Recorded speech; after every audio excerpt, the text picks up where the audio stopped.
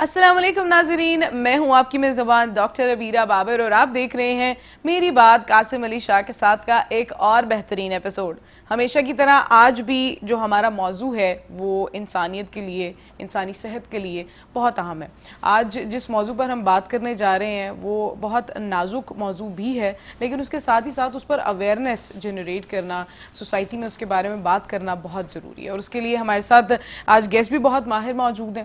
ہم آج بات کریں گے کینسر کے حوالے سے اور کینسر کے ٹریٹمنٹ کے حوالے سے نیوکلیئر میڈیسن کیا ہے۔ پاکستان میں بہت کم لوگ اس فزیشین فیلڈ کے بارے میں جانتے ہوں گے، بہت کم لوگوں کو اویئرنیس ہوگی کہ کون لوگ ہیں جنہوں نے پاکستان میں نیوکلیئر میڈیسن کی جو بنیاد ہے وہ رکھی، جنہوں نے پاکستان میں کینسر ہاسپٹلز یا پھر کینسر کی مینجمنٹ کے لیے جو ٹولز اور ٹیکنیکس ہیں ان کو کیسے پاکستان میں انٹروڈیوس کیا۔ ان سب کے بارے میں جاننا بہت ضروری ہے، کیونکہ بے شک کینسر ایک ایسی مزی بیماری ہے لیکن اب یہ قابل علاج ہے، اور اس کا علاج تبھی ممکن ہے جب آپ بر وقت اس کی تشخیص کریں اور آپ بر وقت علاج کروائیں۔ گیسٹ ہمارے ساتھ جو موجود ہیں ان کا تعارف تو بہت ایکسٹینسو ہے، آپ سے کروائیں گے، ملوائیں گے بھی، لیکن پہلے شاہ صاحب کو ویلکم کرتے ہیں۔ السلام علیکم شاہ صاحب، کیسے ہیں آپ؟ ڈاکٹر صاحبہ بہت بہت شکریہ۔ آج ہمارے جو گیسٹ ہیں ان سے میری دوسری ملاقات ہے، لیکن کہہ لیجئے کہ مجھے یہ بار بار خیال آ رہا ہے میری پہلے بہت سی ملاقاتیں کیوں نہیں ہیں۔ اس کی وجہ یہ ہے کہ ڈاکٹر صاحب کا جو ایکسپوجر ہے وہ ایک انسٹیٹیوشن سے کم نہیں ہے، یہ ادارہ ہے، فرد نہیں ہے۔ اور ہماری کیونکہ سوسائٹی کی ایک بڑی بدقسمتی ہے کہ سوسائٹی کے جو ہیروز ہیں انہیں نا دکھایا بتایا نہیں جاتا۔ آپ کا ہمسایہ ملک، دشمن ملک بھی آپ ان کو کہتے ہیں، انہوں نے کتنی سکسیس سٹوریز پہ موویز بنائی ہوئی ہیں۔ ڈاکٹر صاحب کو جتنا میں نے جانا ہے، میں نے سمجھا ان پہ ایک فلم بننی چاہیے ریلی، اور یہ میں بڑے دل سے کہہ رہا ہوں۔ یہ بات میں نے زندگی میں شاید کو 3 لوگوں کے لیے کہی، اور یہ ڈاکٹر صاحب بھی اس میں شامل ہے کہ ڈاکٹر صاحب کا جو ایکسپوجر ہے اور جو پورا لائف جرنی ہے جو آج ہم سننے بھی جا رہے ہیں وہ کسی مووی سے کم نہیں ہے۔ اور اس کے بعد پھر اس عمر میں یہ بھی ہم نے کلیہ جاننا ہے کہ 76 کی ایج پہ فنکشننگ، پے بیک کرنا، اس ملک کو سرو کرنا، یہ ایک بڑا اہم مضمون ہے۔ تو ڈاکٹر صاحب کے ساتھ تو ہماری جی آج پہلی انٹریکشن ہی اس وعدے کے ساتھ ہم شروع کر رہے ہیں کہ سر کے ساتھ ہم نے کچھ مزید پروگرام بھی کرنے ہیں اور کچھ پوڈ کاسٹ بھی انشاءاللہ کرنے ہیں۔ بالکل انشاءاللہ۔ ویلکم کرتے ہیں ہمارے ساتھ ڈاکٹر خالد نواز موجود ہیں، PKLI کے چیئرمین نیوکلیئر میڈیسن ڈپارٹمنٹ کے ہیں، اور اس کے ساتھ ہی ساتھ اگر ان کے ایکسپوجر اور ان کی سینیورٹی کی بات کی جائے، he is one of the most senior physicians of nuclear medicine in Pakistan. السلام علیکم سر، ویلکم ٹو دا شو۔ وعلیکم السلام، تھینک یو سو مچ آپ کا ہمارے شو پر آنے کا۔ سب سے پہلے تو ڈاکٹر صاحب ہم یہی جاننا چاہیں گے جو شاہ صاحب نے بھی ابھی ڈسکس کیا کہ ایٹ دی ایج آف 76 اور آپ کی ایک لائف جرنی پہ جو مووی بھی بننی چاہیے، کیونکہ آپ میری سجیشن ہے اور میں اس پہ قائم دائم ہوں، اگر میرے پاس ریسورسز ہوں میں سب سے پہلا کام کروں اس طرح کے لیجنڈز پہ مووی پھر وہ نشر ہو، یہ جونیئر ڈاکٹر دیکھیں کہ کس طرح ایک لائف جرنی مشن کی شکل میں پروڈکٹیو لائف کیسے گزرتی ہے۔ بالکل ایسے ہی ہے۔ ڈاکٹر صاحب آپ کے اگر ہم سفر کی شروعات کی بات کریں تو آپ کس طرح سے ڈیفائن کریں گے اپنی لائف جرنی کو؟ نیوکلیئر میڈیسن ایک بڑی یونیک فیلڈ ہے ابھی بھی، آپ نے آج سے اتنے سال پہلے کس طرح سے اس کو ایکسپلور کیا، کیسے اس فیلڈ میں آئے، کیا کچھ کیا آپ نے اس کے لیے؟ بسم اللہ الرحمن الرحیم۔ آپ نے چونکہ زندگی کے سفر کے بارے میں زیادہ اچھا سوال کیا ہے، تو میں نے ایک عام سے اسکول میں ڈسکا اور سیالکوٹ میں تعلیم حاصل کی، راولپنڈی میں پیدا ہوا، اور ایک عام سے اسکول سے کنگ ایڈورڈ میڈیکل کالج میں داخلہ اللہ کی مہربانی سے ہوا۔ وہاں میں جب داخل ہوا تو میرا نمبر 7واں تھا میرٹ میں، لیکن انفارچونیٹلی جب میں وہاں سے فارغ ہوا تو میرا نمبر 85واں تھا۔ تو یہ سفر میں نے اس لیے بتایا ہے کہ اسٹوڈنٹ لائف میں جو میری ایکٹیویٹیز تھی وہ کوئی اتنی خوشگوار بھی نہیں تھی۔ میں اسٹوڈنٹس یونین کا پریزیڈنٹ تھا، اور اس لحاظ سے آپ کو پتہ ہی ہے کہ اسٹوڈنٹس کے مسائل کیسے ہوتے ہیں، تو پڑھائی سے زیادہ دوسرے کاموں میں وقت زیادہ گزرتا تھا۔ لیکن ایک چیز بہرحال ثابت شدہ ہے کہ ضروری نہیں ہے کہ پڑھاکو لڑکے ہی زندگی میں زیادہ کامیاب ہوں۔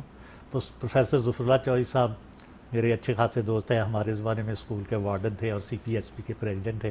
وہ کہتے تھے کہ جب میں تمہیں اس وقت دیکھتا تھا اور آج دیکھتا ہوں تو مجھے لگتا ہے کہ جو اسٹوڈنٹ تھوڑے شرارتی ہوتے ہیں یا جو مختلف ایکٹیویٹیز میں حصہ لیتے ہیں، بعد میں وہ معاشرے کے لیے تھوڑے سے بہتر ثابت ہوتے ہیں۔ کیا بات ہے، بہت بڑا کمپلیمنٹ ہے۔ تو آپ نے ایک اور میری دکھتی رگ پہ ہاتھ رکھا ہے۔ اسٹوڈنٹ لائف میں مجھے ایک ہی بری عادت تھی، وہ تھی سنیما جانے کی. اور ہفتے میں کسی صورت 3-4 سے کم فلمیں میں نہیں دیکھتا تھا. اچھا. لیکن ساتھ ہی میرا تعلق ایک ایسی آرگنائزیشن سے تھا کہ انہوں نے مجھے پریزیڈنٹ الیکٹ کر دیا اپنی آرگنائزیشن کا, اور ساتھ ہی یہ پابندی لگا دی کہ آئندہ تم نے فلم کبھی نہیں دیکھی. اچھا, یعنی آپ اپنی فیلڈ اسلامی میں جمعیت لگے. طلبہ اگر آپ نے نام سنا ہو. تو میں نے کہا کہ ٹھیک ہے میں نہیں دیکھوں گا یا کچھ وعدہ کیا. 3 مہینے بعد انہوں نے مجھے نوٹس دیا کہ یا استعفیٰ دے دو یا تمہیں نکال دیں گے. اچھا جی. تو میں نے کہا نکالنا تو بری بات ہے, تو میں استعفیٰ دیتا ہوں. کہتے فلم نہیں چھوڑ سکتے. میں نے کہا نہیں. اچھا, اچھا فلم نہیں آپ نے چھوڑی, مطلب انٹرٹینمنٹ آپ نے ساتھ فلم رکھی کا پڑھائی. اب بری بات ہے جو میں ذکر کرنے لگا ہوں, میٹرک سے پہلے میں نے 100 فلمیں مکمل کر لی تھی. ارے واہ. اور باقاعدہ ان کی ہسٹری اور لکھتا وہ تھا. سنیماز میں سنیما میں جانا ہوتا تھا. اس کے علاوہ 60s کا دور ہونا سر. ہاں جی, اچھا سر. 67, 8, 9, 10. اچھا سر. تو مزدار بات ہے اس وقت یہ بھی لکھتا تھا کہ اس فلم کو کس نے بنایا ہے, کیسے بنی ہے, وغیرہ اچھا وغیرہ. سر. مختصراً میں نے جب ان کی بات نہیں مانی اور مجھے چھٹی کرا دی گئی تو میں نے خود یہ سوچا کہ کیا یہ کام اچھا ہے. انہوں نے مجھے کہا ہے, میں کیوں اپنی اصلاح نہیں کرتا. تو میں نے خود وعدہ کیا کہ اچھا دسمبر تک میں فلم نہیں دیکھوں گا. اور 31 دسمبر تک میں نے کوئی فلم نہیں دیکھی. کتنے مہینے آپ نے؟ 6 مہینے. اچھا سر. اچھا اس یہ کے بعد سال میں کون سا سر, کون سا سال؟ 1974 سوری 73. 73. اچھا اس کے بعد ہم پاس ہو گئے, ہاؤس جاب کرنے لگے. تو وہی کسی کی کوئی اچھی خبر ملی ہے تو سنیما جانا ہے, کوئی پاس ہو گیا ہے تو سنیما جانا ہے, کوئی فیل ہو گیا ہے سپلی آئی ہے تو بھی سنیما جانا ہے. تو اچھا سر. کرتے کرتے اس کے بعد میں ایران گیا اور اس کے بعد انگلینڈ. تو انگلینڈ میں ایک دن میں اسی طرح سنیما میں گیا تھا, تو فلم تھی Lion of the Desert, Anthony Quinn کی. اچھا سر. اس فلم کے دیکھنے میرا جو دوست تھا ساتھ کہتا ہے اب تو تمہاری تسلی ہو گئی ہے نا.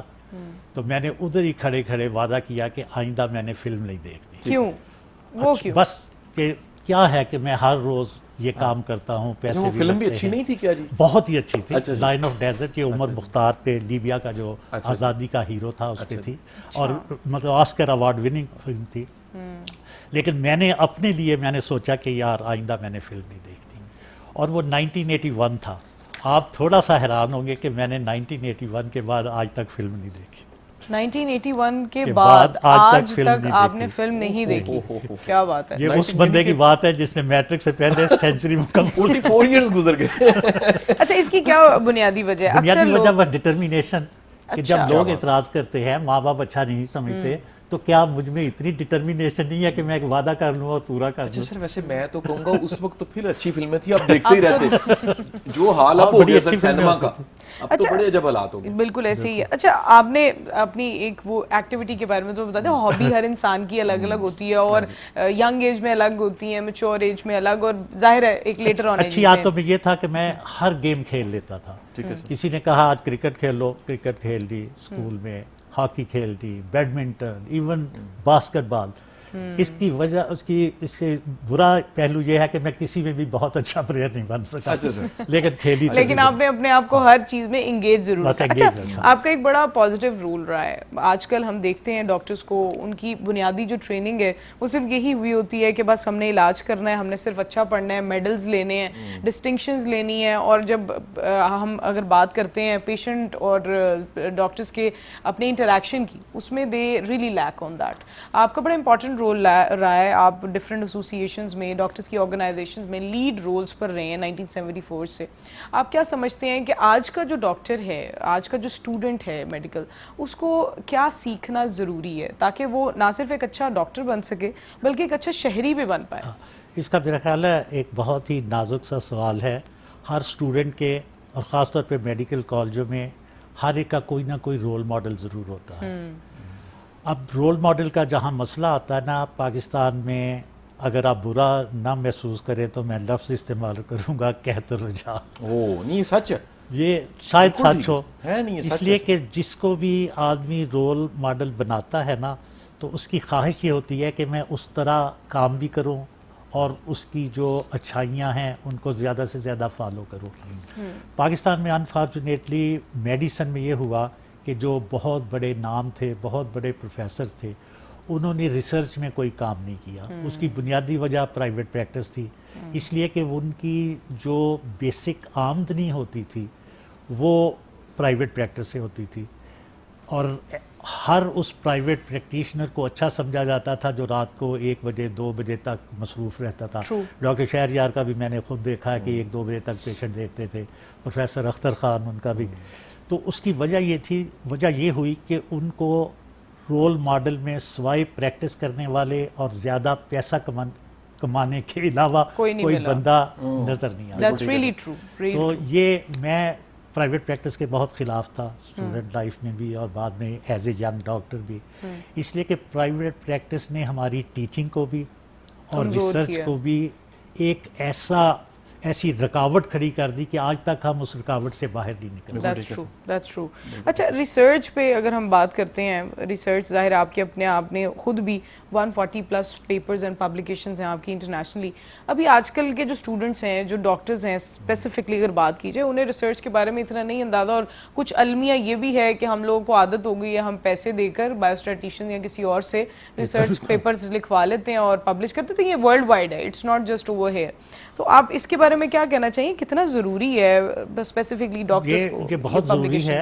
اسی لیے سی پی ایس پی جو college of physician and surgeons ہے, انہوں نے ایف سی پی ایس کے کسی بھی اسپیشلٹی اور اس میں امتحان میں ایک ڈیزرٹیشن لازمی کر دیا ہے. اب اس ڈیزرٹیشن کو انہوں نے ایک پیپر کی صورت میں بھی کنورٹ کر دیا ہے, لیکن جہاں کلچر نہ ہو وہاں تھوڑا مشکل ہوتا ہے. اب مجھے اسٹوڈنٹس پہ ترس آتا ہے کیونکہ یہ زبردستی, میں ریسرچ کے بارے میں یہ کہا کرتا ہوں کہ 2 چیزیں ہیں دنیا میں جو زور سے نہیں ہوتی, ایک شاعری اور ایک ریسرچ.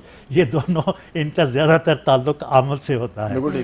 تو سلطان فاروقی صاحب پریزیڈنٹ تھے, میں نے ان سے کہا کہ یہ ریسرچ جو ہے نا یہ اوارڈ نہیں ہے, یہ آمد ہے. آپ ہر ایک کو مجبور نہیں کر سکتے کہ وہ ریسرچ کرے.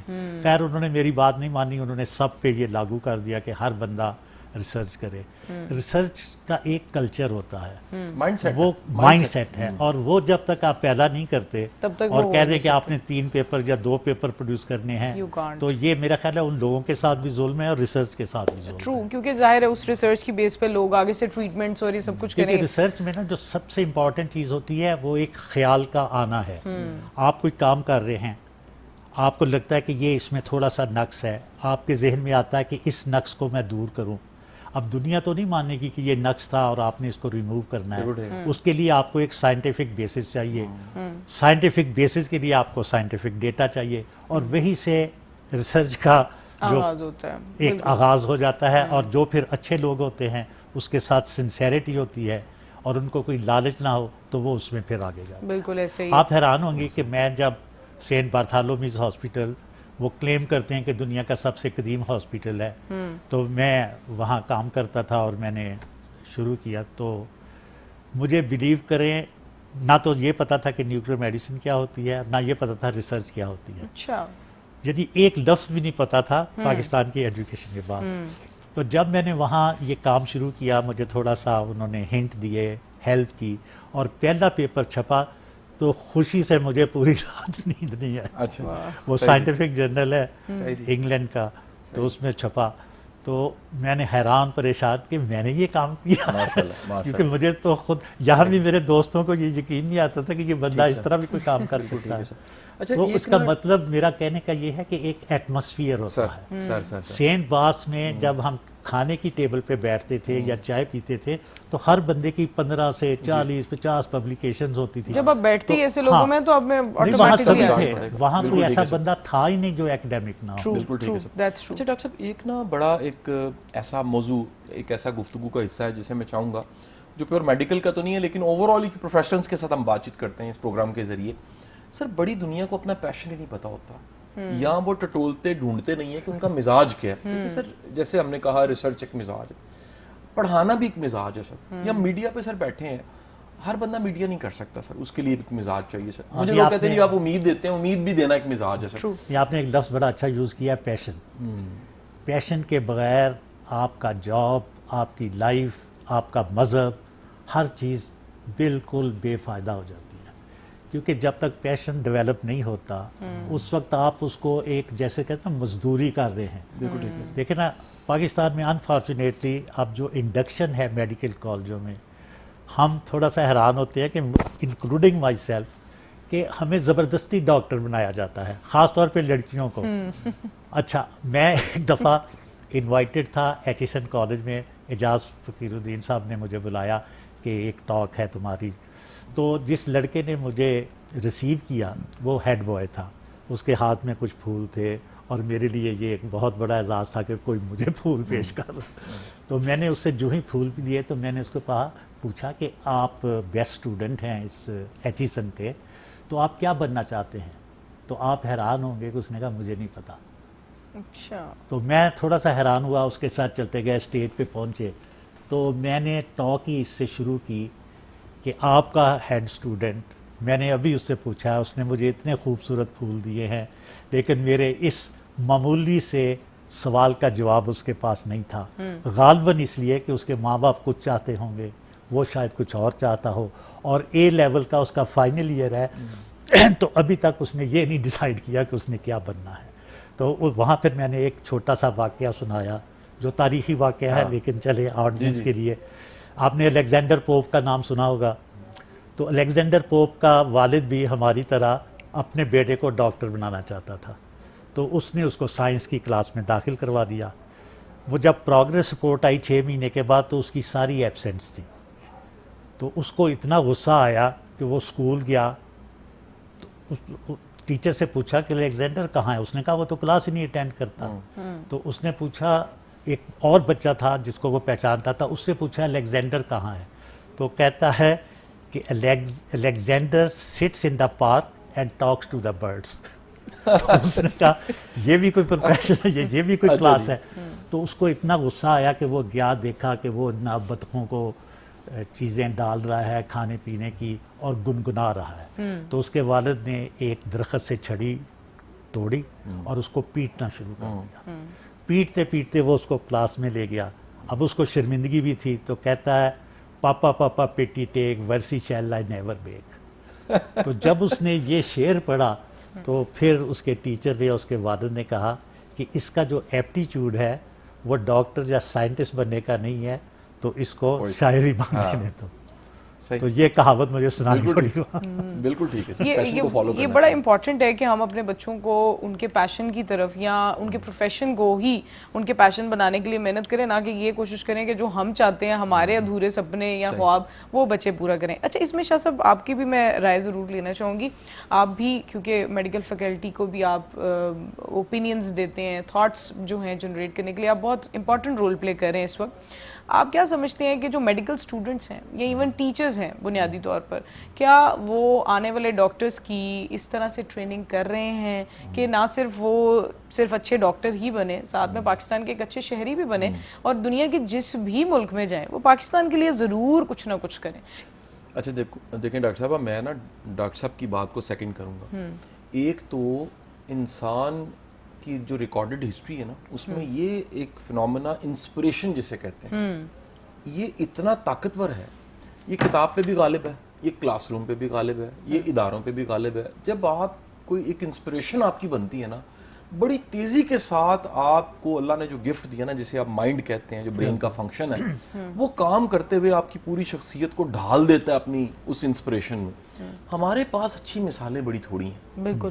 اچھا، ایک دوسرا کلچر نہیں اچھی مثالوں کو پروموٹ کرنے کا. ایگزیکٹلی. یعنی رول ماڈلز، ہیروز کی شدید کمی ہے، جو کہت الرجال کا سر نے ورڈ بولا، ان کو معاشرے میں تھوڑا سا ڈپریس رکھا جاتا ہے، ڈپریس مذاق اڑایا جاتا ہے. سر آپ یہ دیکھیے کہ اس وقت ایک یہ تو مشکل دور ہے سر. اس دور میں تو آپ دیکھیے کہ نئے سٹینڈرڈز بن گئے، اور وہ جو نئے سٹینڈرڈز ہیں اس میں جس کو فالو کیا جاتا ہے اس میں ڈیپتھ بھی نہیں ہوتی. اچھا، ایک چھوٹا سا غلط بات ہے لیکن میں نے مجبوراً کر رہا ہوں. میری وائف جب وہ دیکھتی ہیں نا ٹی وی، تو کسی فنکار کی، کسی گانے والے کی، اس کی جی 30ویں سالگرہ ہے، وہ کہتی ہے کیا اس ملک میں بہت سے اور انسان نہیں بستے یہی رہ گئے ان کے اس کی سالگرہ کا یا اس کی وفات کا کوئی دن بنایا جائے یا کم از کم مینشن ہی کر دیا جائے. بالکل ٹھیک بات، ٹی وی پہ کوئی مینشن نہیں. بالکل ٹھیک بات ہے. تو یہ میرا خیال ہے کہ ایک پوری سوسائٹی کو ایک ٹرانسفارمیشن کی ضرورت ہے. ہمیں اپنے نا کوئی نیشنل گولز بنانے چاہیے کہ 20 سال بعد ہم کہاں ہوں گے، 30 سال بعد ہم کہاں کریں. اگر دنیا کہہ رہی ہے جی گلوبل گولز ہیں، پوری دنیا کے اس وقت سسٹینیبلٹی گول ہے، ہیلتھ گول ہے، ایک چیزوں کو جو ہے دیکھا جا رہا ہے, انوائرمنٹ کو گول بنایا گیا. اس نیشن کو بھی گولز چاہیے, اور اس گولز بنانے کے لیے ہر فیلڈ, میڈیکل فیلڈ لے لیں, انجینئرنگ لے لیں, کسی شعبے میں, میں کہتا ہوں جی دیکھیں مثال لیجیے, پالیسیز بنتی ہیں تو ریلیونٹ بندے کیوں نہیں بناتے؟ لیکن اس ملک میں کتنا بڑا چیلنج ہے, ٹیکنوکریٹس ہیں نا, وہ پالیسیز نہیں بناتے, بیوروکریٹ بناتا ہے, اور جو ٹیکنوکریٹس کی پالیسیز ہیں وہ پتہ نہیں ہوتی بیوروکریٹس کو. سیم اسی طرح ڈاکٹر صاحب میری بات کو سیکنڈ کریں گے کہ ہیلتھ سیکٹر میں جو سیکٹری ہیلتھ یا پوری ایک کیبنٹ اس کو موو کری ہوتی ہے پورے سسٹم کو, انہیں ہیلتھ کا نہیں پتا ہوتا, انہیں کچھ ایڈمنسٹریشن کا پتا ہوتا ہے. میڈیکل کے لوگ ہی میڈیکل کو سمجھ کے آگے لے کر چل سکتے ہیں. تو یہ ایک پوری ٹرانسفارمیشن کی ضرورت ہے جو پوری اس پہ سوسائٹی کام کو ہونا چاہیے. چاہیے. بالکل ایسا ہی ہے.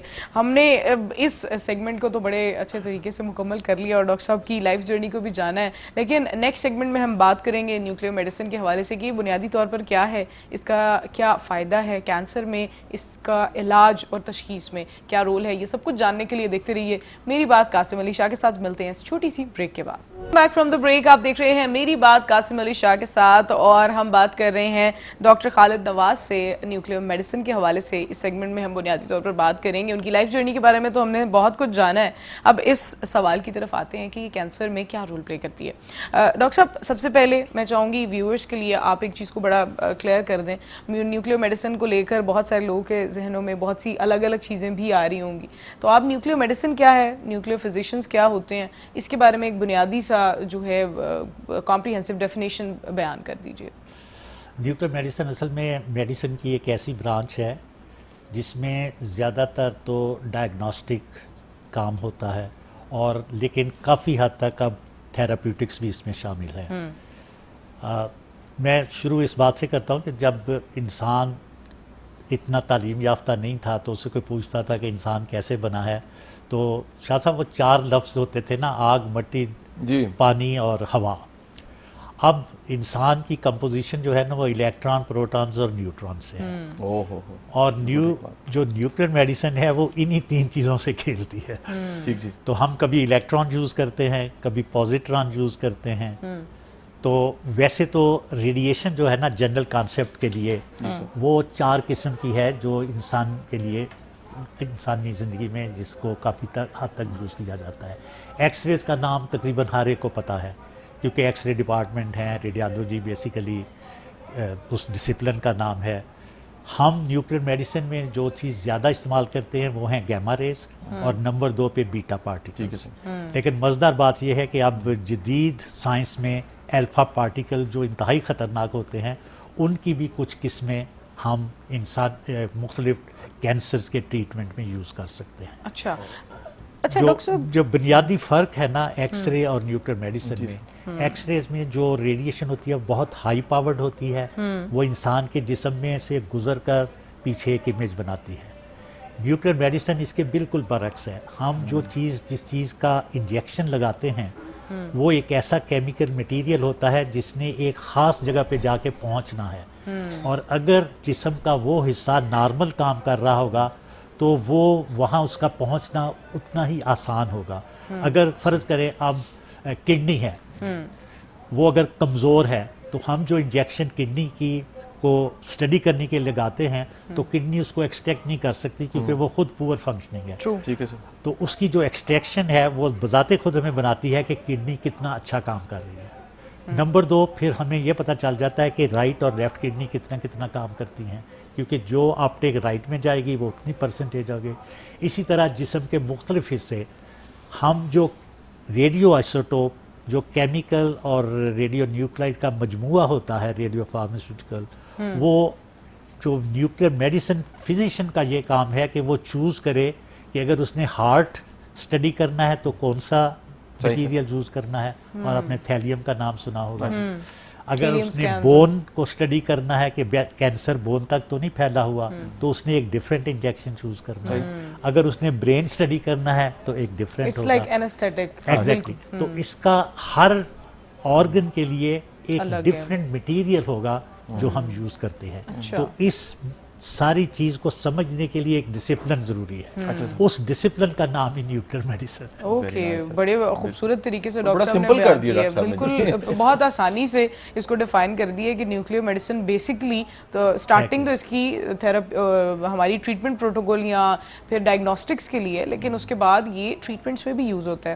اچھا ڈاکٹر صاحب, کون سے ایسے کینسرز ہیں جن کے لیے ریڈیو نیوکلیوٹائڈ تھراپیز جو ہیں وہ یوز کی جاتی ہیں, یعنی ٹریٹمنٹ جو ہے وہ نیوکلیئر میڈیسن کے دیکھیں, سب سے پہلے جو اسکین ہوا تھا نیوکلیئر میڈیسن میں وہ تھائرائڈ اسکین تھا. آپ کو پتا ہے کہ 1895 میں اور 1896 میں ایکس ریز اور گیما ریز ڈسکور ہوئے تھے. ایجاد تو علمیہ نے کیے تھے لیکن ڈسکور ہوئے تھے. اس سے پہلے انسانی تاریخ میں ریڈیو آئسوٹوپ یا اس چیز کا کوئی استعمال نہیں تھا. 1924-25 میں ایکس رے لوگوں نے کیے اور اس کے بعد یہ تھائرائڈ کا ریڈیو نیوکلائڈ سے امیج بنا.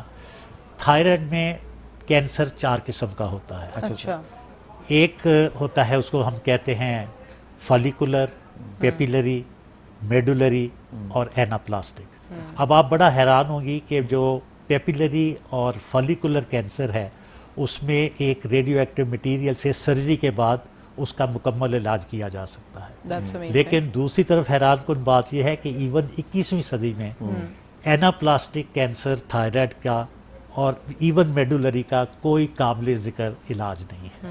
یہاں تک کہ اگر اس کی ہسٹوپیتھالوجی ایسی ہے, اگر ایناپلاسٹک کینسر تھائرائڈ ہو تو اس کا اس وقت تک کوئی علاج نہیں ہے سوائے اس کے کہ آپ اس کو نکال دیں, ریڈیشن دیں, لیکن پھر بھی اس کی جو اس کا ٹوٹل پروگنوسس ہے وہ چند مہینے نہیں ہوتا ہے. میڈولری کا چند سال ہوتا ہے, لیکن پیپیلری اور فالیکولر وہ 100% تک قابل علاج ہے. اس لیے کہ اس میں سرجری اگر وقت پہ ہو جائے اور اس کے بعد ریڈیو ایکٹیو آیوڈین اس کو اورلی ہم دیتے ہیں وہ دے دی جائے تو تقریباً وہ باڈی سے ڈسپیئر ہو جاتا ہے. اچھا ڈاکٹر صاحب, کیا صرف یہ تھائرائڈ کے لیے یا تھائرائڈ کے کینسر کے لیے اس کا کوئی رول ہے یا اور بھی کوئی اور ڈومینز ہیں؟ میں آپ کو جو لیٹسٹ جو اس میں ایک انوویشن ہے وہ یہ ہے کہ ہیپیٹو سیلولر کارسینما بہت کامن ہے اور بہت زیادہ Pakistan kidney and liver institute میں ٹرانسپلانٹ بھی ہوتے ہیں, PKLI میں, اور بہت سارے مریض بھی آتے ہیں. تو اس میں جس میں ٹرانسپلانٹ ہو سکتا ہے تو اس کا تو علاج ہے کہ وہ ٹرانسپلانٹ ہو جائے, لیکن ٹرانسپلانٹ کرانا ہر کسی کے بس کی بات نہیں ہے. اور ابھی تک ہم نے بھی صرف 1000 کے قریب کیے ہیں اور ہر پیشنٹ کے لیے تقریباً 5 ملین روپے یعنی 50 لاکھ روپے درکار ہیں. ابھی تک تو گورنمنٹ سپورٹ کرتی ہے, پنجاب گورنمنٹ خاص طور پہ.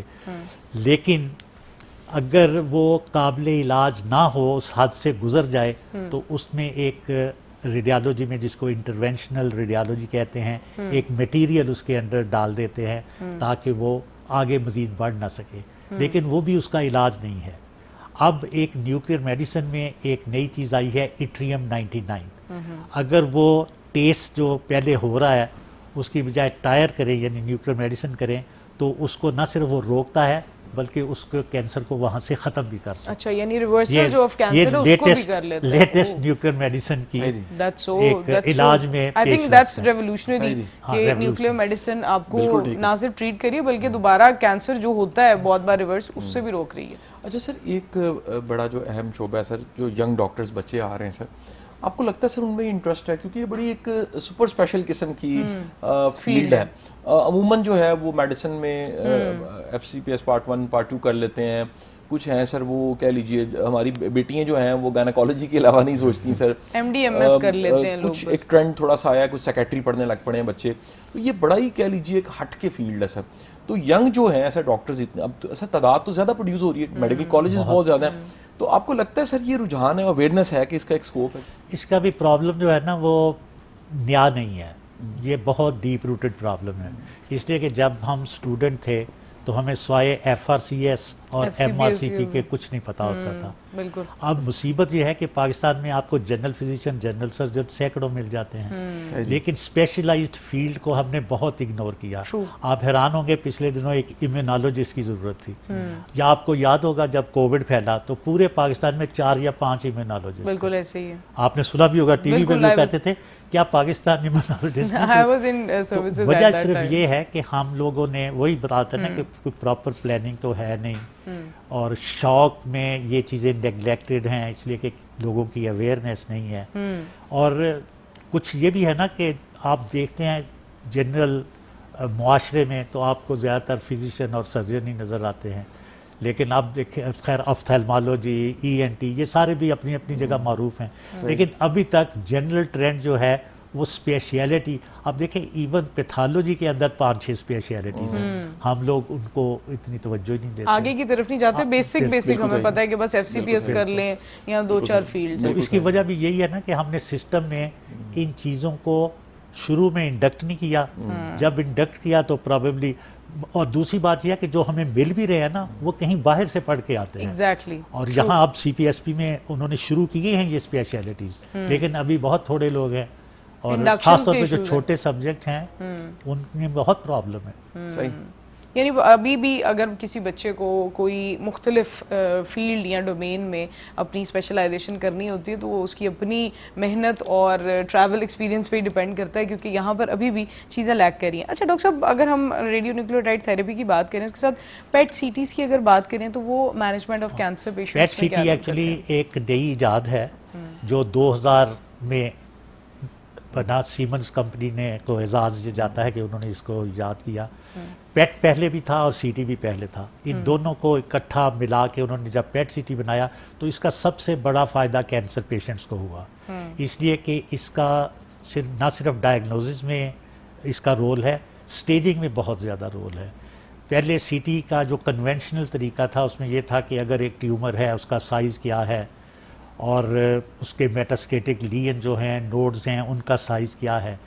پیٹ نے آنے کے بعد یہ بتایا کہ size some time is very important but some time it is not very important. مثلاً ایک چھوٹا سا ٹیومر ہے اور وہ بہت ایکٹیو ہے تو اس کو آپ نے پہلے ٹریٹ کرنا ہے. اگر ایک اتنا بڑا ٹیومر ہے لیکن وہ ان ایکٹیو ہے تو اس کو ٹریٹمنٹ کی ضرورت نہیں ہے. یہ جو ڈیفرینشیشن ہے نا یہ پیٹ CT ہمیں مہیا کرتا ہے. خالی CT تو سائز بتا دے گا، لیکن پیٹ CT ساتھ یہ بتائے گا کہ اس ٹیومر کے اندر جو وائبل ٹیومر سیلز ہیں وہ کتنے اگریسو ہیں اور ان کو کیسے پہلے زیادہ امپورٹنس دینی چاہیے یا سائز کو زیادہ امپورٹنس دینی چاہیے. تو جنرل ٹرم میں بات کر رہا ہوں تو اس کے آنے سے جو ریولوشن آیا، اس کا جو استعمال کینسر پیشنٹس میں بہت، اب تو آلموسٹ دنیا کا کوئی آپ کو ہاسپٹل نہیں ملے گا جو کینسر ہاسپٹل ہو اور وہاں پیٹ CT یا نیوکلیئر میڈیسن نہ ہو. اسی طرح دوسری بات ہے کارڈیالوجی، دنیا کا کوئی اچھا کارڈیالوجی ہاسپٹل نہیں ہے جہاں اینجیوگرافی تو ہوتی ہے بنیادی چیز ہے، لیکن ساتھ نیوکلیئر میڈیسن اسکین بھی ہوتے ہیں، کیونکہ وہ یہ بتاتے ہیں کہ مسل از اسٹل الائیو اور ڈیڈ. آیا اس کی ری واسکولرائزیشن کریں تو دوبارہ ریوائیو کر سکتا ہے، یا یہ ڈیڈ ہو چکا ہے آپ کچھ بھی کر لیں اس نے دوبارہ زندہ نہیں ہونا. بالکل.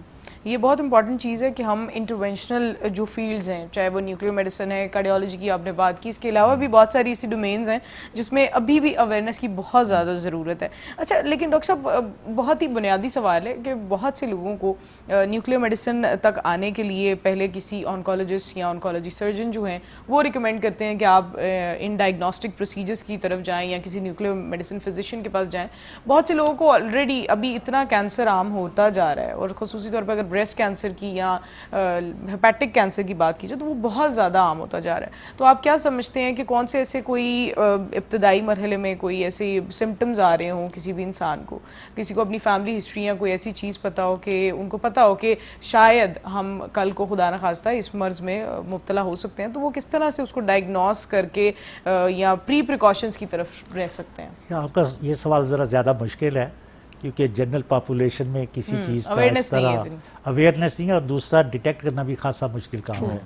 آپ دیکھیں CA بریسٹ خواتین میں سب سے زیادہ ڈیٹیکٹ ہونے والا کینسر ہے. دنیا میں صرف ایک ملک ہے جہاں بریسٹ اسکریننگ شاپنگ مال میں ہوتی ہے اور وہ آسٹریلیا ہے. آسٹریلیا میں؟ ہاں، اور دنیا کے کسی ملک میں نہیں ہوتی.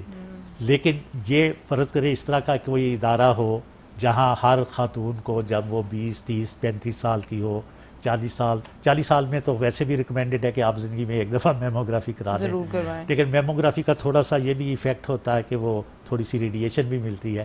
لیکن بہرحال اسکریننگ جو ہوتی ہے نا وہ ہر بیماری کے لیے ڈفرینٹ ہوتی ہے. کچھ اسکریننگ بلڈ ٹیسٹ سے ہو سکتی ہیں, کچھ اسکریننگ امیجنگ سے ہوتی ہیں, کچھ اسکریننگ ایون کھول کے جب انسان کسی اور مرض کے لیے آتا ہے تو پتہ چلتا ہے کہ اس کو تو ایک اور پرابلم بھی ہے. تو اس لیے اسکریننگ تو ابھی ویسٹ میں بھی 100% اسکریننگ تو میرا نہیں خیال کہ دنیا پاسبل نہیں ہے فی الوقت اس وقت تک تو پاسبل ہے. صحیح جی.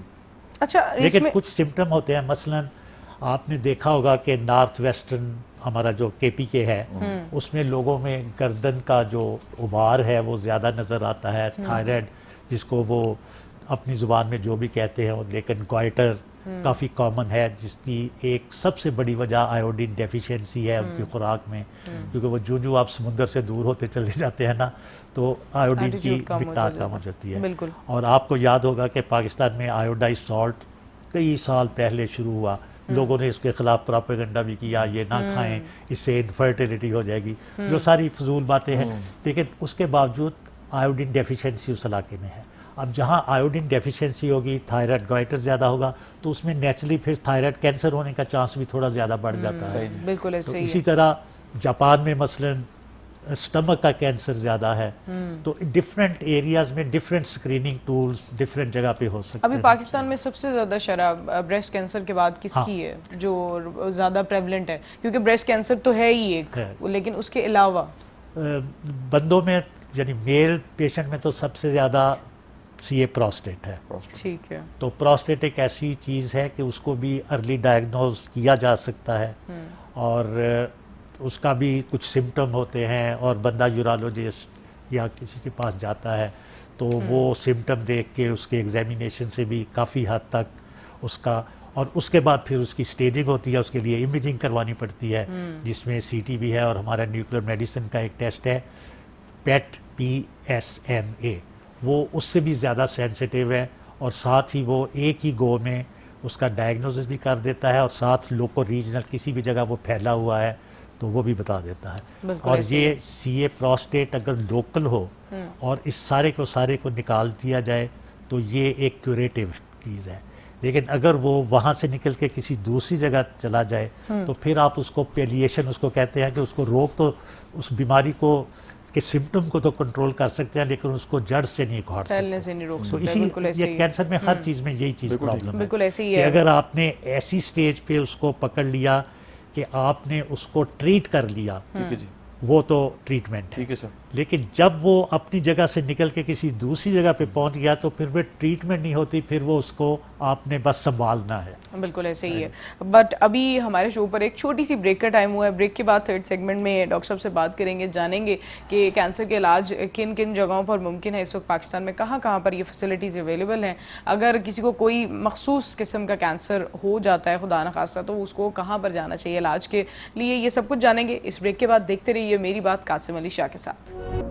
ویلکم بیک ٹو دا شو. آپ دیکھ رہے ہیں میری بات قاسم علی شاہ کے ساتھ, اور ہم نے نیوکلیئر میڈیسن کے حوالے سے بات چیت کی ہے آج ڈاکٹر صاحب سے.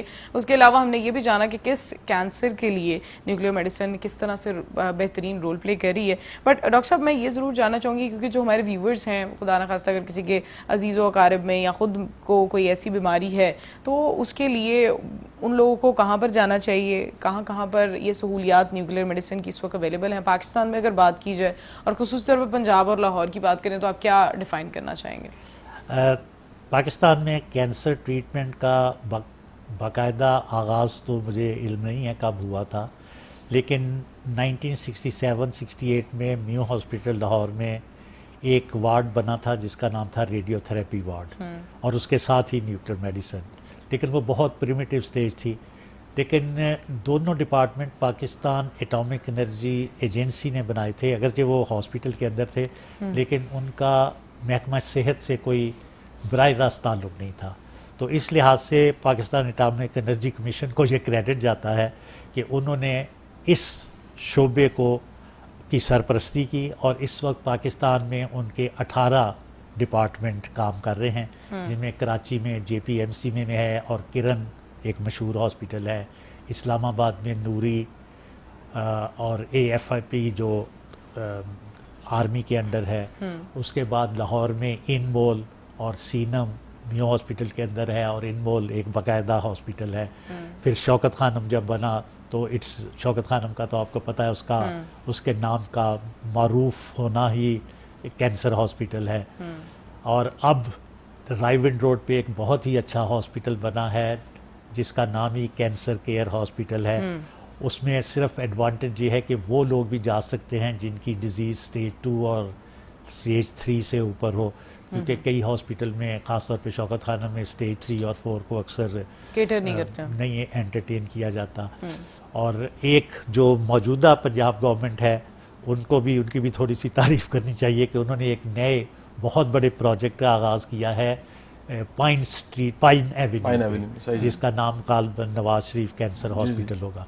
तो इस तरह मुख्तलिफ शहरों में, जो पेशावर है वहाँ भी ये पाकिस्तान एटॉमिक एनर्जी का, बन्नू में, कोहाट में, तो कम से कम 18 सेंटर तो उनके हैं। उसके बाद और भी सेंटर है, लेकिन किसी भी जनरल फिजिशियन को कुछ तो अंदाज़ा होता है कि जब एक मरीज़ इस तरह की हिस्ट्री दे तो उसका फ़र्ज़ ये है कि वो उसको प्रॉपर जगह पे लटकाने की बजाय उसको रेफ़र कर दे कि आप फ़लान जगह जाएं, तो वहाँ शायद आपका ठीक डायग्नोसिस हो सके। अच्छा डॉक्टर साहब, इसमें एक बड़ा इम्पॉर्टेंट सवाल है। बहुत से लोग जब कैंसर का नाम सुनते हैं उसके साथ उन्हें लगता है कि शायद प्राइजेज़ और जो बजट्स हैं वो, अगर कोई बहुत अमीर है या वेल ऑफ है तो ही उसका ट्रीटमेंट हो सकता है, शायद गरीब या फिर ऐसे लोग जो सफ़ेद पोश हैं वो उसका इलाज नहीं करवा सकते हैं। आपने जैसे गवर्नमेंट की बात की है, गवर्नमेंट के इंस्टीट्यूट्स की भी आपने बहुत अच्छी जो है एक कॉम्प्रिहेंसिव लिस्ट शेयर कर दी है व्यूअर्स के लिए। मैं चाहूँगी आप प्राइजेज़ के हवाले से भी बताएँ, क्या इस हवाले से भी एड मिलती है हुकूमत की तरफ से इन पेशेंट्स को? क्या इनका इलाज मुफ्त होता है या उसके लिए भी मुख्तलिफ हस्पतालों में इन सब प्रोसीजर्स के लिए या डायग्नोस्टिक टेस्ट के लिए चार्जेस होते हैं? मैं इस मामले में कोई नॉलेजेबल तो नहीं हूँ, लेकिन वक्तन फ़वक्तन सुनते रहते हैं कि पंजाब गवर्नमेंट भी और इवन प्राइम मिनिस्टर फंड, इस तरह की चीज़ें हैं जो मुख्तलिफ जगह पे मुख्तलिफ तरीक़ों से इस्तेमाल होती हैं। जैसे हेल्थ कार्ड था, अब हमारे हॉस्पिटल में हेल्थ कार्ड काफ़ी उसको फैसिलिटेट किया जाता है, और इवन पेट स्कैन हमारे हॉस्पिटल में हेल्थ कार्ड से होता है, और हमारे 90% मरीज़ों को खुद नहीं पे करना पड़ता। जनरली PKLI में काफ़ी इस तरह, शौकत खाना में उनके अपने फंड्स हैं, कराची में SIUT का नाम मैं भूल गया था, वो पाकिस्तान के गालबन उन इदारों में से है जिनको सबसे ऊपर मेरिट पे रखना चाहिए, कि वो पूछते ही नहीं कि आपने क्या पे करना क्या नहीं करना। और इसी तरह इंडस हॉस्पिटल है। तो इस तरह मुख्तलिफ इदारे तो काम कर रहे हैं, और बाज़ लोग तो यहाँ तक कहते हैं कि पाकिस्तान का वजूद ही इन सहारों की वजह से कायम है। अगरचे इसमें हो सकता थोड़ा सा मुबालगा भी हो, लेकिन हुकूमत भी अपनी जगह काफ़ी कोशिश करती है। जैसे अब 3-4 हॉस्पिटल PIC देखें ना, कार्डियक डिजीज़ पाकिस्तान में लोगों, मुझे याद है काजी हुसैन अहमद को पहली दफ़ा जब हार्ट अटैक हुआ पाकिस्तान में बाईपास ऑपरेशन नहीं होता था। ये 1982 के बाद जब हम स्टूडेंट थे, हमने ये एक्सरसाइज मशीन ही नहीं देखी थी। मैंने पहली दफ़ा इंग्लैंड में जाके देखी। तो अब तो यहाँ हर क्लिनिक पे है। हम लोग बहुत इस मामले में पीछे थे, लेकिन अब मेरा ख्याल है वो जो गैप था या जो वो फासला था वो उतना ज़्यादा नहीं रहा। अब चीज़ें बेहतर हो गई हैं। और चूँकि ये ज़माना भी ऐसा है, इंफॉर्मेशन हर तरफ फैलती है, तो जो चीज़ वेस्ट में ईजाद होती है वो ठीक है 1-2 साल फ़ौरन तो नहीं आ सकती, लेकिन हम उतना पीछे नहीं है जो आज से 30-40 साल पहले पीछे थे। बिल्कुल ऐसे ही है। तो बहुत इसलिए, बहुत लेकिन बहरहाल हर चीज़, ये चीज़ें एक्सपेंसिव बहुत ज़्यादा है। मसलन पेट स्कैन है, हम अपने हॉस्पिटल में 88,000 रुपीज़ लेते हैं अगर कोई प्राइवेट पेशेंट हो। शौकत खाने में वो 1.5 लाख के करीब है। इन मोल जो पाकिस्तान एटॉमिक एनर्जी की है वहाँ भी 1 लाख से ऊपर है। तो इस लिहाज से देखें आप, पेशेंट अगर वो 100% उसने अपने इलाज खुद है तो वो तो डायग्नोसिस में ही उसके 3-4 लाख रुपए लग बिल्कुल ऐसे ही है। तो उसके बाद ट्रीटमेंट करना है, तो हर चीज तो जाहिर है गवर्नमेंट को और जितने भी इदारे हैं, it's a long thing to deal with. But as we reaching to the end of the show as well, मैं चाहूँगी शाह साहब आज की हमारी बुक रिकमेंडेशन क्या होगी व्यूअर्स के लिए? अच्छा, आज की जो किताब है उस हवाले से मैं बात करता हूँ। ख़ास बात ये है क्योंकि बड़ा कुछ मिस हुआ ना जी। डॉक्टर साहब का मैंने वो रिसाले की मैंने पिक्चर बनाई जी, वो लैलो निहार की पुरानी एक पिक्चर, क्योंकि मैंने सुना था जी, मैंने देखा नहीं था। तो डॉक्टर साहब ने आज ना जी वो हम एडिटिंग में ऐड कर देते हैं उस रिसाले की पिक्चर को। پھر ایک زندگی کے نام سے رسالہ ہوتا تھا, اس میں بھی مجیب ڈاکٹر الرحمان صاحب شاہ کا بھی اس کے ایڈیٹر تھے. وہ مجھے جملہ بڑا اچھا ہے, کبھی زندگی بند ہو گیا نا جی, زندگی بند ہو گیا پھر لے لو نہار شروع ہو گیا جی. اس وقت یہ ہوتا تھا نا کہ اگر ڈیکلریشن گورنمنٹ نے ضبط کر لیا ہے تو وہ ایک ہفتے کے اندر اندر کسی سے ادھار ڈیکلریشن لے لیتے تھے, اپنا چھوٹا سا لکھ کے تو شروع. تو ڈاکٹر صاحب ہم نے یہ کیا کہ اس پروگرام کے اختتام پہ نا جی, ہر پروگرام کے اختتام پہ ایک کتاب کا تذکرہ کر دیتے ہیں کہ لوگ پڑھیں. یہ کتاب جو آج کی کتاب ہے یہ ماں کے عنوان سے ہے, عظمتوں کی داستان, اور یہ علامہ عبدالستار عاصم صاحب کی کتاب ہے. بڑے کمال کے انسان ہیں. عبدالستار عاصم صاحب کا جو کنٹریبیوشن ہے نا, ایک علمی کنٹریبیوشن, آپ نے الطاف حسین صاحب کا نام لیا, قریشی صاحب کا نام لیا, بزرگ دوست ہیں. مجھے ان سے ملوانے والے بھی وہی ہیں جی, مزے کی بات ہے. اور ان کی کتاب کا بھی تذکرہ ہم یہاں پر کر چکے ہیں جی, اور ان کی ایک بڑی محبت بھری نشست مجھے ملی. تو علامہ صاحب کی یہ جو کتاب ہے جی, عبدالستار عاصم صاحب کی ماں, یہ ماں کی ہر اس ماں کی کہانی ہے جس نے ایفرٹ کی اور ایک نسل کو تیار کیا. اور ان کا ماننا یہ بھی ہے کہ دنیا کی جتنی کامیابی کی کہانی ہے اس میں ماں کا جو رول ہے اس کو آپ مائنس نہیں کر سکتے. فرد واحد جو ہے نا جی, وہ اس کتاب پہ طاولہ قاسمی صاحب کا تبصرہ ہے, محمود شام صاحب کا تبصرہ ہے, اور یہ ایک بڑی ہی کمال کی کتاب ہے. مطلب میں سمجھتا ہوں کہ یہ ایک ماں کو تو پڑھنی چاہیے, بچوں کو بھی پڑھنی چاہیے, ان کو بھی تحریک ہوتی ہے. اور جس انداز سے انہوں نے یہ کہہ لیجئے اس موضوع پہ دنیا کا جو بیسٹ کہہ لیجئے لکھا گیا ہے, بولا گیا ہے, کہا گیا ہے, وہ ریلیجن میں ہے, فلسفے میں ہے, کسی بھی شعبے میں ہے, تو انہوں نے اس کو اکٹھا کر دیا. لکیلی یہ میرے لیے سائن کاپی ہے جی. تو عبدالستار عاصم صاحب نے مجھے یہ سائن کر کے پچھلے کچھ ماہ پہلے دی تھی, اور یہ کتاب اس وقت آپ کے سامنے موجود ہے. اس کتاب کو ضرور پڑھیے. اس کتاب کو قلم فاؤنڈیشن نے پرنٹ کیا ہے, اور کوئی بھی ایسی کتاب جو آپ میں کوئی خیر کا جذبہ جگائے, اس پروگرام کے ذریعے ایک میسج جو ہے وہ چلا جاتا ہے. ڈاکٹر صاحب آپ کا بھی شکریہ.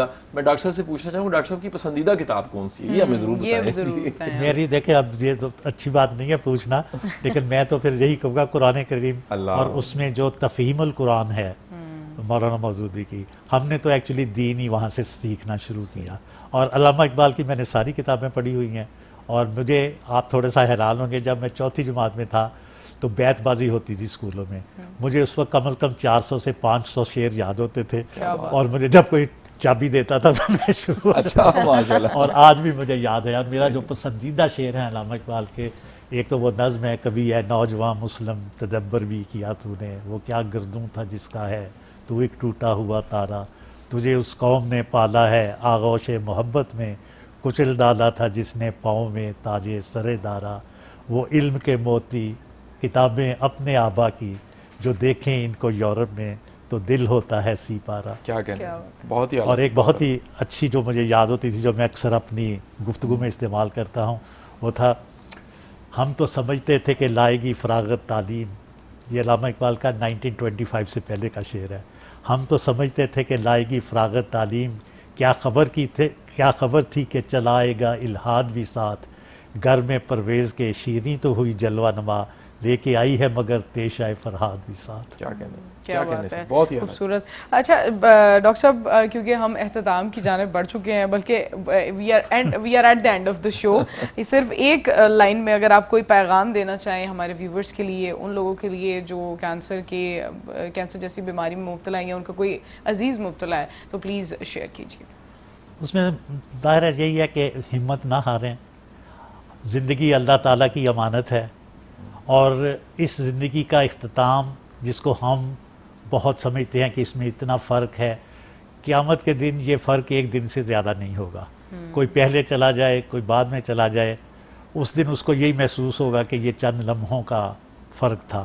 تو اس لیے اپنی ہمت نہ ہاریں, علاج کریں, اس لیے کہ اللہ تعالیٰ نے انسان کو اسباب کے ساتھ جوڑا ہے, لیکن اس کے ساتھ دعائیں جاری رکھیں.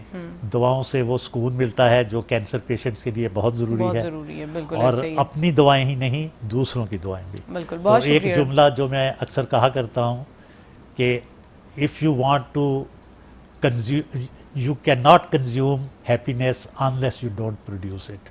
تو زیادہ سے زیادہ ہیپینس پروڈیوس کریں, اور پھر اس میں سے کنزیوم کریں تاکہ لوگوں کے لیے بچے. بہت اعلیٰ, بہت ہی. شاہ صاحب آپ کا کوئی ون لائنر میسج ہوگا؟ میں تو کہوں گا کہ ڈاکٹر صاحب کے ساتھ تو بیٹھنا بھی ایک ڈگری کے برابر ہی ہے. ڈاکٹر صاحب اپنی پوری زندگی کا نہیں سر, ریئلی بڑا ایک ہم نے انجوائے کیا آج کی ساری نشست کو. اور اس وعدے کے ساتھ ڈاکٹر صاحب کو جانے دیتے ہیں کہ ڈاکٹر صاحب کو ہم بار بار زحمت دیں, بالکل. کیونکہ بڑے موضوعات میڈیکل کے علاوہ بھی بالکل ڈاکٹر صاحب کی بالکل ایک فنکشننگ لائف رہی ہے اور اس میں بڑی ایسی چیزیں ہیں جس کو ڈسکس کرنا چاہیے. خبر نہیں ہے سر ہماری جو ہم کو سوچ دینے کا ذریعہ بنے اور کل کو کسی وقت میں وہ ایک کسی کے لیے راہ ہدایت بن جائے. بالکل ایسا ہی ہے. بہت بہت شکریہ شاہ صاحب آپ کا بھی, اور ڈاکٹر صاحب آپ کا بھی بہت شکریہ, اور اس وعدے کے ساتھ ہی ہم آپ کو اجازت دیں گے کہ دوبارہ ملاقات ہوگی. اور اپنی میزبان ڈاکٹر ربیرہ بابر کو اجازت دیجیے. میری بات قاسم علی شاہ کے ساتھ کو اسی طرح سے فالو کرتے رہیے. آپ کا اور ہم سب کا اللہ حامی ناصر.